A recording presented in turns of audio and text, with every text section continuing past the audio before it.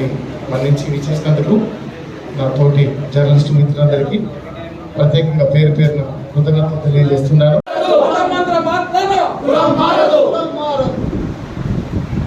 వర్ధిల్లాలి భారత రాజ్యాంగం, వర్ధిల్లాలి భారత తెలుగు రాష్ట్రాల్లో ఉన్నటువంటి అనేక మంది మేధావులు, అనేక మంది సంఘ సంస్కరణకర్తలు, ఉద్యమ నేతలు, ప్రజా సంఘాలు రాజ్యాంగం కల్పించిన సమానత్వం, న్యాయం, స్వేచ్ఛ అనే హక్కు భారతదేశంలో పుట్టిన ప్రతి పౌరుడికి ఉంది. మతం వేరు, కులం వేరు, మతాన్ని కులంతో ముడిపెట్టి కేవలం దళితులకు మాత్రమే ఈ యొక్క రిజర్వేషన్ల రద్దును సుప్రీంకోర్టు ప్రకటించడం అది దళిత సామాజిక వర్గానికి అన్యాయానికి గురయ్యేలా ఉంది అని ఆందోళన వ్యక్తం చేస్తున్న నేపథ్యంలో ఈనాటి ఈ ప్రెస్ మీట్కి రాష్ట్ర స్థాయి నాయకులు మన మధ్య ఉన్నారు. వారు చాలా క్లుప్తంగా బ్రీఫ్గా మీడియాను ఉద్దేశించి కొన్ని మాటల్ని మనకు అందిస్తారు. ఒక నాయకులు ఒకరి భూమన్ గారు మన యొక్క సందేశాన్ని క్లుప్తంగా మీడియాను ఉద్దేశించవలసిందిగా కోరుతున్నాను. సుప్రీంకోర్టు ఏదైతే దళిత క్రైస్తవులను PCCలో చేర్చాలని చెప్పేసి తీర్పిచ్చిందో దానిపై ఈరోజు దళిత సంఘాల ఆధ్వర్యంలో మేము కొన్ని విషయాలు ప్రజల దృష్టికి తీసుకెళ్ళదలుచుకున్నాం. ఎందుకంటే గతంలో 2017-18లో ఇదే కేంద్ర ప్రభుత్వం మానవ హక్కుల కమిషన్, జస్టిస్ బాలకృష్ణన్ కమిషన్ వేసింది. కానీ అంతవరకు దాంట్లో ఉన్న అంశాలు దళిత క్రైస్తవులను ఎస్సీలుగా గుర్తించాలా వద్దా అని చెప్పేసి ఆ కమిషన్ యొక్క విధి విధానాలు. మరి 2018 నుంచి ఇప్పటి వరకు ఆ జస్టిస్ బాలకృష్ణన్ కమిషన్ ఇంతవరకు రిపోర్ట్ చేయలేదు. మరి కేంద్ర ప్రభుత్వం కూడా దాన్ని పరిణామంలోకి తీసుకొని త్వరగా పూర్తి చేయాలని కృత నిశ్చయంతో కేంద్ర ప్రభుత్వం లేదు. మరి ఈ సందర్భంగా ఇదే సుప్రీంకోర్టు గతంలో అనేక సార్లు కులాలు మారిన, మతాలు మారిన, కులాలు మారాయి అని చెప్పేసి ఎన్నో జడ్జిమెంట్ కూడా ఇచ్చింది. కానీ దురదృష్టవశాత్తు ఒక రెడ్డి వ్యక్తి, ఒక రెడ్డి ఏసీపీ గారు వేసిన సుప్రీంకోర్టు పిటిషన్లో మరి అది రాను సోషల్ మీడియా కావచ్చు, మీడియా పరంగా కావచ్చు, మొన్న ఇచ్చిన తీర్పునే పెద్ద ఎత్తున చూపిస్తూ గతంలో కూడా కులాలు మతాలు మారిన, కులం మారనే తీర్పును కూడా ఎన్నడూ కూడా స్వేచ్ఛగా ప్రకటన చేయలేదు. మరి దీన్ని మేము సుప్రీంకోర్టుకు ఒక పునః పరిశీలన చేయాలని చెప్పేసి విజ్ఞప్తి చేస్తూ ఉన్నాం. ఎందుకంటే ఈ సందర్భంగా విలేకరులకు కొన్ని విషయాలు చెప్పదలుచుకున్నాం. మనం క్రైస్తవులు ఏదైతే ఉన్నారో దళితులను గుడిలోకి రానియనప్పుడు, దళితులను రోడ్ల మీద నడనియనప్పుడు మరి క్రైస్తవ మిషనరీలు చేరదీసి చదువు చెప్పి మరి ఇక్కడ గుడిలోకి రానప్పుడు మా గుడిలోకి రావాలని వారు పిలిచినప్పుడే మీరు వెళ్ళడం జరిగింది. మరి ఈరోజు జరుగుతున్న పరిణామాల దృష్ట్యా దళితులను చిన్న చూపు చూసే విధంగానే చట్టాలు చేస్తున్నారు. కానీ మరి దళితులను ఒక అభివృద్ధి పదంలో నడిపించాలని చెప్పేసి ఏ ప్రభుత్వం కూడా చొరవ తీసుకోవడం లేదు. దాంట్లో ఉదాహరణ బీసీలో మతం మారితే బీసీగానే ఉంటున్నారు, ఓసీలో మతం మారితే ఓసీగానే ఉంటున్నారు. దరిద్రం ఏందో కానీ ఒక దళితుడు మతం మారితే మాత్రం BCCDకి వెళ్ళిపోతున్నారు. ఇది దళితుల మీద వివక్షంగానే మేము భావిస్తూ ఉన్నాం. ఎందుకంటే మనం అనేక సవరణలు చూసాం. EWC ఏదైతే అగ్రవర్ణ పేదాలు ఉన్నారో వారికి కూడా రిజర్వేషన్లు కల్పించాలని చెప్పి కేంద్ర ప్రభుత్వం చొరవ తీసుకుంది. మరి ఏ కమిషన్ లేకుండా, ఏ తీర్మానాలు లేకుండా ఏకగ్రీవంగా పార్లమెంట్లో తీర్మానం చేసి 2% ఉన్న అగ్రవర్ణాల వారికి 10% రిజర్వేషన్లు ఇచ్చిన సంగతి మీ అందరికీ తెలిసిన విషయమే. మరి ఈరోజు కేంద్ర ప్రభుత్వం అనుకుంటే పెద్ద సమస్య కాదు. జస్టిస్ బాలకృష్ణన్ వేసిన కమిషన్ తొందరగా తీసుకొచ్చి మరి దళితులు మతం మారితే మరి వాళ్ళకు రిజర్వేషన్లు ఇవ్వాలా వద్దని ఏదైతే వాళ్ళ ద్వారా రిపోర్ట్ తెప్పించుకొని అప్పుడు కేంద్ర ప్రభుత్వం దళితులకు కూడా అవకాశాలు ఇచ్చి మతం మారినంత మాత్రాన కులం మారదని చెప్పేసి మరి మనం ఇది చేసుకొని మరి దళిత క్రైస్తవులకు కూడా ఎస్సీ రిజర్వేషన్లను ఉంచే విధంగా చట్టం చేయాలని చెప్పేసి మరి దానికి జస్టిస్ బాలకృష్ణన్ ఏదైతే కమిషన్ చైర్మన్ గారు ఉన్నారో వారిని తొందరగా దేశవ్యాప్తంగా తిప్పి ఒక రిపోర్ట్ తీసుకొని ఇచ్చే ముందు ఒక క్రైస్తవుడుగా మారిండా హిందువుగా ఉన్నాడా ఈ యొక్క విధి విధానాలను రూపొందించడం భాగంలో మరి దళితులను సెల్ఫ్ డిక్లరేషన్ అనే పద్ధతిలో తీసుకొని వారికి కూడా అవకాశాలు కల్పించాలా. ఎందుకంటే తీర్పు ఇచ్చిందో క్రైస్తవ మతంలోకి వెళ్ళినటువంటి దళితులకు అట్రాసిటీ కేసు పెట్టే అవకాశం లేదు అనే ఇచ్చిన తీర్పును బట్టి నేడు సమావేశమైనటువంటి పాత్రికేయుల సమక్షంలో తెలియజేస్తున్న విషయం, ఒకవేళ దళితులు క్రైస్తవ మతంలోకి వెళ్ళినందుకు వాళ్ళ రిజర్వేషన్ మారుతుంది, వాళ్ళు రిజర్వేషన్ ఫలాలు అనుభవించకూడదు అనేది వాస్తవం అయితే, వేల సంవత్సరాలుగా అనుభవిస్తున్నటువంటి బ్రాహ్మణుల రిజర్వేషన్ గురించి ఎందుకు మాట్లాడాలి? భారతదేశంలో 4000 సంవత్సరాల చరిత్ర కలిగిన భారతదేశంలో బ్రాహ్మణులు పూజారి ఉద్యోగాన్ని రిజర్వేషన్ గా అనుభవిస్తూ మరి ఏ కులం వారు కూడా దాంట్లోకి రాకుండా వాళ్లే మాత్రమే అనుభవిస్తున్నారు కదా, వాళ్ళు ఇప్పుడు అగ్రవర్ణాలు కూడా కదా, మరి వాళ్ళ రిజర్వేషన్ గురించి ఎందుకు మాట్లాడదు? ఈ మాట నేను ఎందుకు అంటున్నానంటే అసలు భారతదేశంలోని క్రైస్తవాన్ని కూడా తీసుకొచ్చింది బ్రాహ్మణులే కదా. భారతదేశంలోని మొట్టమొదటి క్రైస్తవులు బ్రాహ్మణులు, కేరళ బ్రాహ్మణులు, వాళ్లే క్రైస్తవ్యాన్ని తెచ్చారు. ఆ రోజుల్లో భారతదేశంలో దళితులైనటువంటి వాళ్ళెవ్వరికి కనీసం చదువు రాదు, వాళ్ళ చదువుకునే స్వేచ్ఛనే లేదు. మరి వాళ్ళ దగ్గరికి బైబిల్ తెచ్చింది ఎవరు? బ్రాహ్మణులే. బైబిల్ తెచ్చింది బ్రాహ్మణులు, మతాన్ని తెచ్చింది బ్రాహ్మణులు. వాళ్ళు ప్రచారాలు చేయవచ్చు, వాళ్ళు అన్ని ప్రకటించవచ్చు. కేవలం దాన్ని అనుసరించినంత మాత్రాన ఈ రోజు దళితులు రిజర్వేషన్ కోల్పోవాలనేది ఎట్లా న్యాయం అవుతుంది? దీని గురించి కూడా సుప్రీంకోర్టు కానీ వ్యవస్థ అంతా కూడా ఆలోచించాల్సిన అవసరం ఉంది. అంతేకాకుండా ఈ బీసీసీ అనేది కూడా వాస్తవానికి ఇది రాజ్యాంగం కాదు, చట్టం కాదు, ఒక 4 బ్రాహ్మణులు కలిపి తీసుకొచ్చినటువంటి రాష్ట్రపతి ఉత్తర్వు మాత్రమే. ఆ రోజు ఉన్నటువంటి ప్రధాని బ్రాహ్మణ్, రాష్ట్రపతి బ్రాహ్మణ్, క్రైస్తవుల పక్షంగా మాట్లాడిన వ్యక్తి బ్రాహ్మణ్, హిందువుల పక్షంగా మాట్లాడిన వ్యక్తి బ్రాహ్మణ్. 4 బ్రాహ్మణులు ఒక దగ్గర ఉండి క్రైస్తవులకు వివక్ష లేదు అని చెప్పడానికి ఎవరు చెప్పాలి? ఆ క్రైస్తవ్యంలో లేదా భారతదేశంలో ఇప్పటి వరకు కుల వివక్ష ఎవరు అనుభవించారు? వాళ్ళకున్న వివక్ష ఏమిటి? మరి క్రైస్తవ్యంలోకి పోయితే అది ఉందా లేదా అనేది ఆ వివక్ష అనుభవించినోడు చెప్పాలా. అంతేగాని ఏ వివక్ష చూడనటువంటి వ్యక్తి వచ్చి ఈరోజు క్రైస్తవ్యంలో వివక్ష లేదు అన్నంత మాత్రాన రిజర్వేషన్ తీసివేయడం అనేది అది ఎలా సాధ్యం? సుప్రీంకోర్టు పునరాలోచన చేయాల్సినటువంటి అంశం అని జ్ఞాపకం చేస్తున్నాను. అదే సమయంలో ఈ వివక్ష లేదు దళితులు క్రైస్తవులైనందుకు అని చెప్పినప్పుడు అంటే సుప్రీంకోర్టు పరోక్షంగా మరొక విషయాన్ని తెలియజేసినట్లయింది. ఏంటంటే మిగిలిన దళితులకు గాని భారతదేశంలో ఉన్నటువంటి మిగిలిన బ్రాహ్మణేతర 98% మంది ప్రజల మీద వివక్ష ఉన్నది అని చెప్పినట్లే. కాబట్టి దీని గురించి కూడా మిగిలినటువంటి హిందూ సోదరులందరూ కూడా ఆలోచన చేయాలి. ఎందుకంటే క్రైస్తవ్యంలోనికి పోయిన దళితులకు వివక్ష లేదు అని చెప్పారనంటే మిగిలినటువంటి హిందువులందరికీ వివక్ష చూపుతామనే చెప్తున్నారా? అందుకోసమేనా ఒక యాదవ్ భగవద్గీత చదివితే గుండు కొట్టి చూరేగింపు చేశారు, ఒక చాకలి దర్శనానికి వెళ్తే పసికందును కూడా తొక్కి చంపేసిన సందర్భం మనం చూసాం. అంటే దీని అంతా అర్థమైంది, మిగిలినటువంటి సమాజాన్ని అంతా కూడా మేము వివక్ష చూపిస్తాం, తిరిగి పురోగమనం చేసి పాతకాలపు భారతదేశాన్ని తీసుకొస్తామని సుప్రీంకోర్టు చెబుతుందా? దీనికి కూడా సమాధానం ఇవ్వాల్సిన అవసరం ఉంది.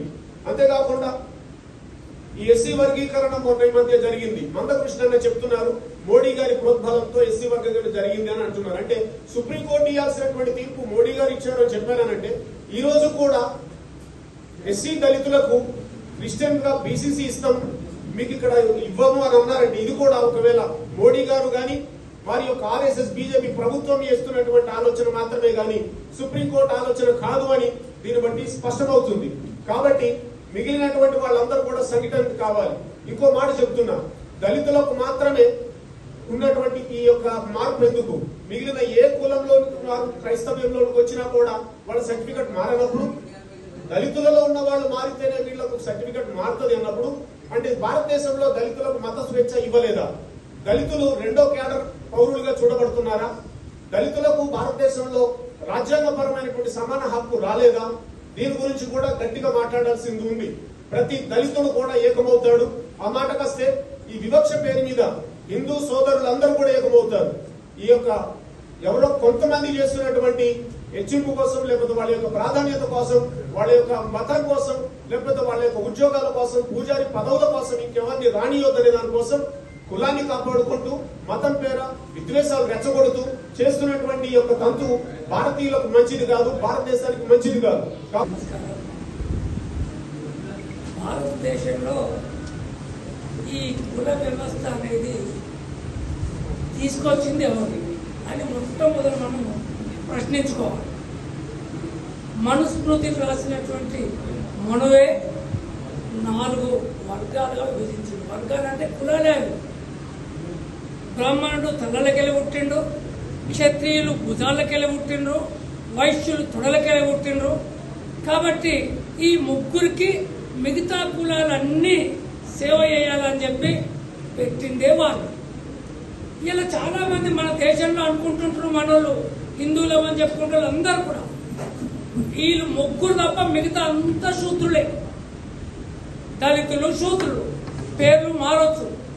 మరి అట్లాంటప్పుడు ఈ నిచ్చెన మెట్ల కులాలు పెట్టిన తర్వాత ఇవాళ ఒక్కొక్కళ్ళను విడగొడుతూ మాట్లాడే పద్ధతుల్లో కోర్టులతో చెప్పిస్తున్నారు. అదేవిధంగా చట్ట సభలను చెప్పిస్తున్నారు. అసలు ఈ చట్ట సభలలో కానీ కోర్టులలో కానీ ఉన్నదంతా ఎవరు? ఈరోజు పార్లమెంట్లో చూసుకున్నా, లేదు అసెంబ్లీలో చూసుకున్నా అంత అగ్రవర్ణాల వాళ్ళే ఉన్నారు తప్ప దళితులు చాలా తక్కువ. ఒక ఎస్సీ ఎస్టీలకు మాత్రమే రిజర్వేషన్ ఉంది. 56% ఉన్నటువంటి బీసీలకు రిజర్వేషన్ లేదు.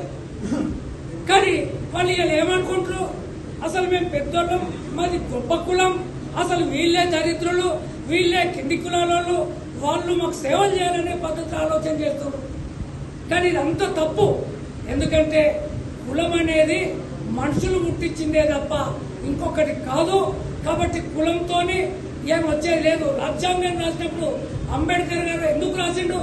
ఇప్పుడు మన దగ్గరకు వస్తే చాకల వాళ్ళు బీసీలు, అదే మహారాష్ట్రకు వస్తే చాకల వాళ్ళు ఎస్సీలు, రెడ్డిలు తమిళనాడు వస్తే ఎస్సీలు, మన దగ్గరికి వస్తే ఓసీలు. ఇట్లా అనేక ప్రాంతాలలో అనేక రకాలుగా ఈ కుల విభజన ఉంది. కాబట్టి ఇవాళ ఏదో కోర్టు చెప్పింది కదా, లేదు పార్లమెంట్ చెప్తున్నది కదా అని చెప్పే పద్ధతుల్లో ఈ రిజర్వేషన్ తొలగిస్తామంటే సమంజసం కాదు. అసలు రిజర్వేషన్లు తెచ్చిందే వాళ్ళు వెనుకబడి ఉన్నారు కాబట్టి వాళ్ళని అభివృద్ధి చేయడానికి ఈ రిజర్వేషన్లు తోడ్పడతాయని చెప్పి మాత్రమే ఈ రిజర్వేషన్లు వచ్చినాయి. ఈ యొక్క ప్రెస్ మీట్ ఏర్పాటు యొక్క ముఖ్య ఉద్దేశం, సుప్రీంకోర్టు గత వారం 10 రోజుల కింద ఇచ్చినటువంటి తీర్పుల నేపథ్యంలో ఈ ప్రెస్ మీట్ అనేది ఏర్పాటు చేయడం జరుగుతుంది. ఇందులో ముఖ్య ఉద్దేశం ఏంటంటే, సుప్రీంకోర్టు ఇచ్చినటువంటి తీర్పులో దళితులుగా ఉన్నటువంటి వారు క్రైస్తవ మతంలోనికి ఒకవేళ మారితే వారి యొక్క రిజర్వేషన్ ఫలాలనేవి కోల్పోతారు. ఎస్సీ ఎస్టీ ఏదైతే ఉందో ఆ చట్టానికి చట్టబద్ధత ఉండకుండా వారికి వర్తించదు అని చెప్పేసి ఇచ్చినటువంటి తీర్పు నేపథ్యంలో ఈ యొక్క ప్రెస్ మీట్ అనేది ఏర్పాటు చేయడం జరిగింది. భారతదేశం అనేది విభిన్న మతాలు, విభిన్న కులాలు, విభిన్న జాతులు, విభిన్న భాషలు, అనేక రాష్ట్రాలతో కూడి ఉన్నటువంటి ఈ దేశం ఏదైతే ఉందో, దేశంలో ఏర్పాటు చేసినటువంటి రాజ్యాంగం, అప్పుడు అంబేద్కర్ గారి ముందు నుండి చేసినటువంటి రాజ్యాంగం ఏదైతే ఉందో, రాజ్యాంగంలో అప్పుడు ఈ పరిస్థితులన్నింటినీ కూడా వారు పరిశీలించి రాజ్యాంగాన్ని రచించడం జరిగింది. అందుకే ఇలా ప్రపంచ దేశాలు భారతదేశం యొక్క రాజ్యాంగాన్ని అందరూ కూడా మెచ్చుకునే విధంగా, అందరూ కూడా వారి రాజ్యాంగం కంటే భారత రాజ్యాంగం గొప్పదని చాటే విధంగా ఉన్నటువంటి రాజ్యాంగం ఇది. బంగ్లాదేశ్ నుంచి వచ్చినటువంటి ప్రధాని ఆ దేశంలో ఉండడానికి స్థానం లేనటువంటి పరిస్థితుల్లో భారతదేశంలో కూడా ఆశ్రయం పొందడానికి ఆ విధమైనటువంటి పరిస్థితులు ఉన్నాయి అని అంటే దానికి కారణం భారత రాజ్యాంగం అని చెప్పేసి నేను తెలియజేస్తా ఉన్నాను.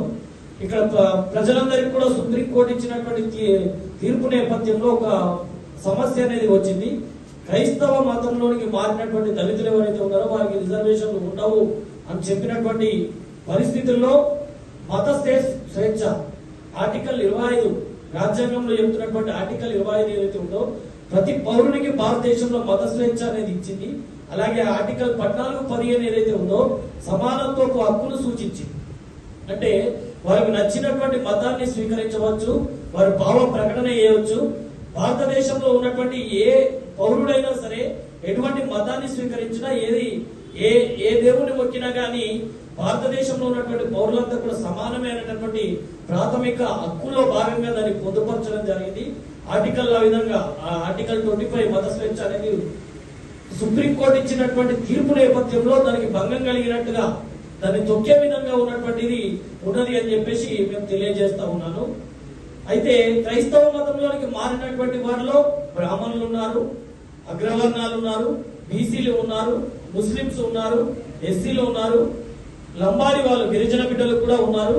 వీళ్ళందరికీ కూడా ప్రత్యేకంగా ఏంటి అని అంటే అగ్రవర్ణంలో నుండి వచ్చినటువంటి వారికి ఈడబ్ల్యూఎస్ ఏదైతే రిజర్వేషన్ ఉందో ఆ 10% వారికి క్రైస్తవులుగా మారినప్పటికీ వర్తిస్తుంది.